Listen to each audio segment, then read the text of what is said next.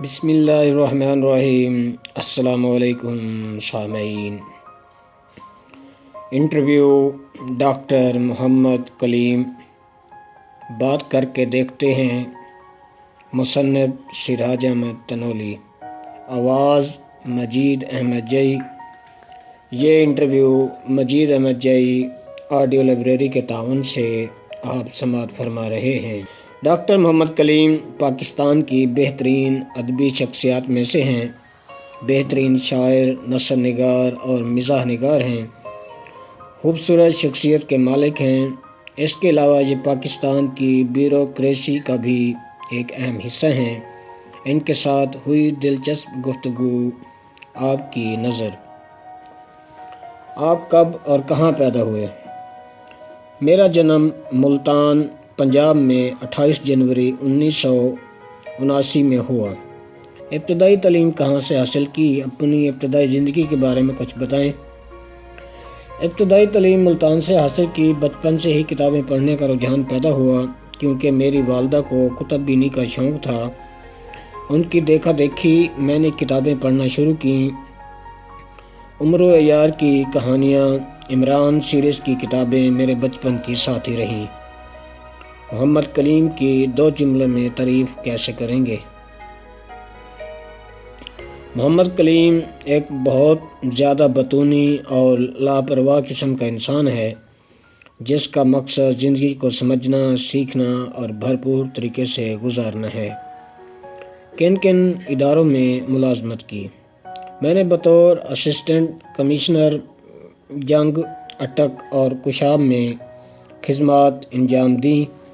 آج کل services and general administration department میں تعینات ہوں۔ آپ کا بہترین مشغلہ کیا ہے؟ میرا بہترین مشغلہ پڑھنا اور کہہ کے بکھیرنا ہے۔ شاعری کا آغاز کب سے کیا؟ مجھے شاعری کا آغاز کیے تقریباً 8 سال ہو گئے ہیں۔ اب تک کتنے شعری مجموعے شائع ہوئے اور کن ناموں سے؟ اب تک ایک شاعری کی کتاب زندگی تیری تلاش میں چھپ چکی ہے جس میں غزلیں اور نظمیں شامل ہیں۔ کتنی زیر طبع ہیں؟ شاعری کا کوئی مجموعہ زیر طبع نہیں ہے بلکہ طنز مزاح کی کتاب جام ساقی کی ادائیں پر کام کر رہا ہوں۔ اقبال، غالب اور میر کو تو پڑھا ہوگا۔ آپ کا رجحان کس ادبی تحریک کی طرف ہے؟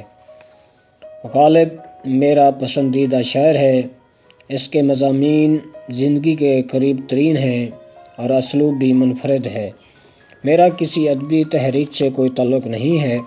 میرا خیال ہے ادب کا کام لوگوں کو تفریح پہنچانا بھی ہے اور اصلاح کرنا بھی ہے۔ ہم اس کو تحریکوں میں تقسیم نہیں کر سکتے۔ آپ کہانیاں بھی لکھتے ہیں۔ آپ کے نزدیک کہانی کیا ہے؟ کہانی ایک واقعہ ہے جو ہمارے ارد گرد ہوتے رہتے ہیں لیکن ہم اس کو عمومی طور پر نظر انداز کر جاتے ہیں، لیکن جب مصنف اس واقعے کو اپنے تخیل کی مدد سے صفحہ کرتاس پر اتارتا ہے تو وہ کہانی بن جاتی ہے۔ آپ کی کہانیوں میں زیادہ تر کس قسم کے کردار ہوتے ہیں؟ میری کہانیوں کے کردار اسی معاشرے کے کردار ہیں جو ہمارے ارد گرد موجود ہیں۔ اردو ادب میں مزاح نگاری بہت کم لکھی جا رہی ہے۔ آپ ایک اچھے مزاح گار بھی ہیں۔ آپ مزاح نگاری کو کس نظر سے دیکھتے ہیں؟ مزاح نگاری ایک بہت مشکل کام ہے جس پر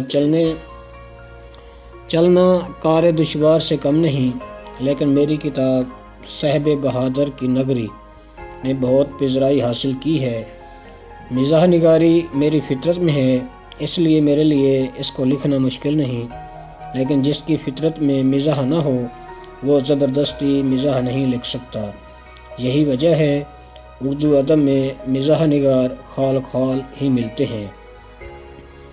آج کل بہت سے ادیب قارئین کے نہ ملنے کا رونا روتے ہیں۔ کیا آپ کے ہاں بھی ایسا ہے؟ میرا خیال ہے قارئین بڑھ گئے ہیں لیکن قاری اب کتاب استعمال نہیں کرتا بلکہ انٹرنیٹ اور سوشل میڈیا پر ہی پڑھ لیتا ہے۔ یہ درست ہے کہ معاشرے میں کتب بینی کا فقدان موجود ہے۔ آپ نے اظہار خیال کے لیے شعر و شاعری کا ہی انتخاب کیوں کیا؟ میرا خیال ہے کہ شعر ایک بہترین ذریعہ اظہار ہے۔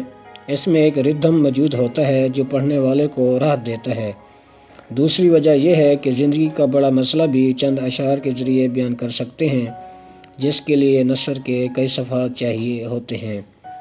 کیا کسی ادیب کا اپنی زندگی میں شہرت حاصل کر لینا بری بات ہے؟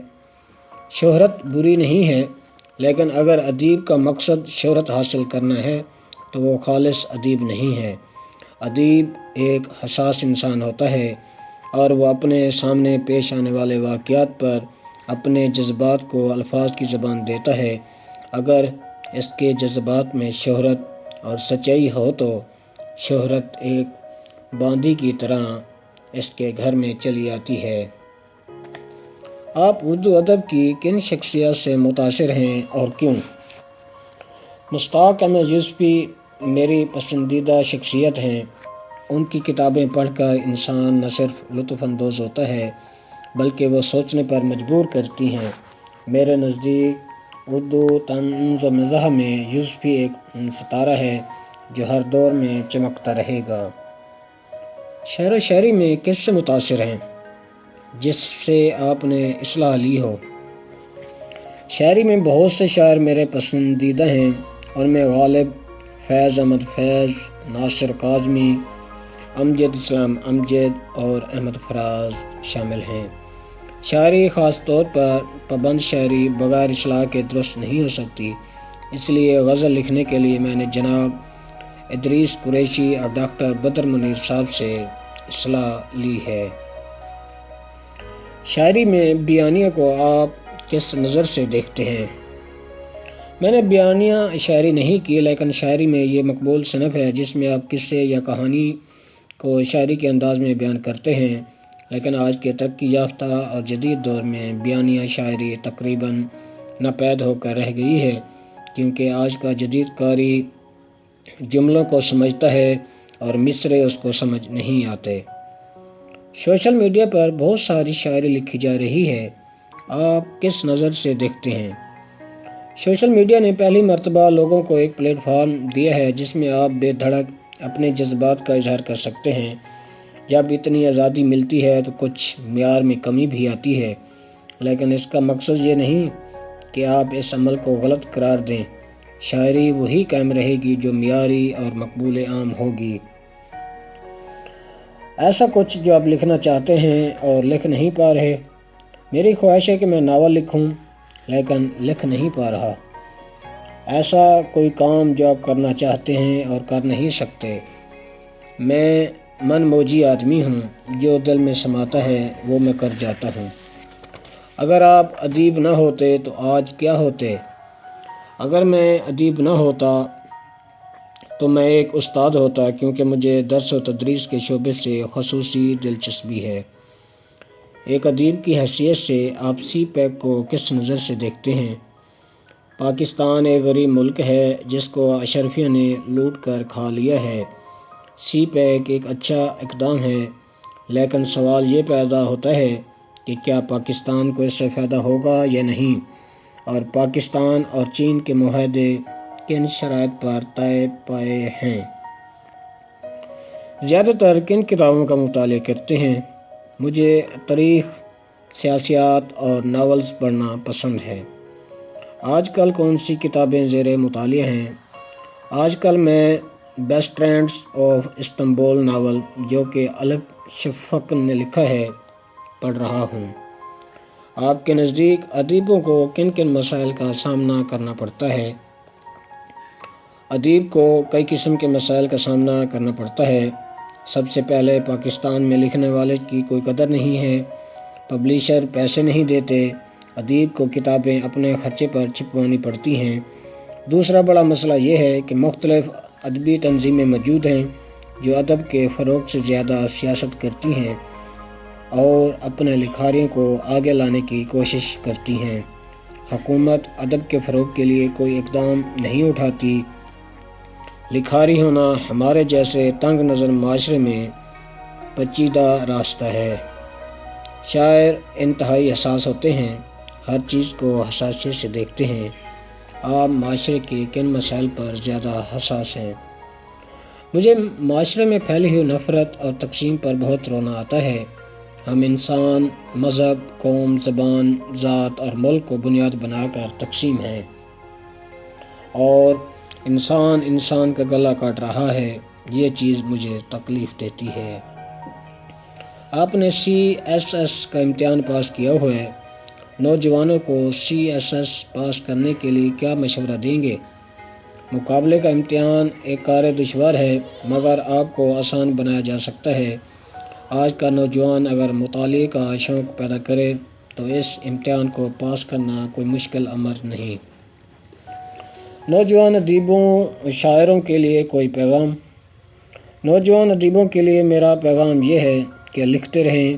آپ کو بہت سی تنقید کا سامنا کرنا پڑے گا۔ تنقید کو انا کا مسئلہ نہ بنائیں، بلکہ اس سے اصلاح کا کام لیں۔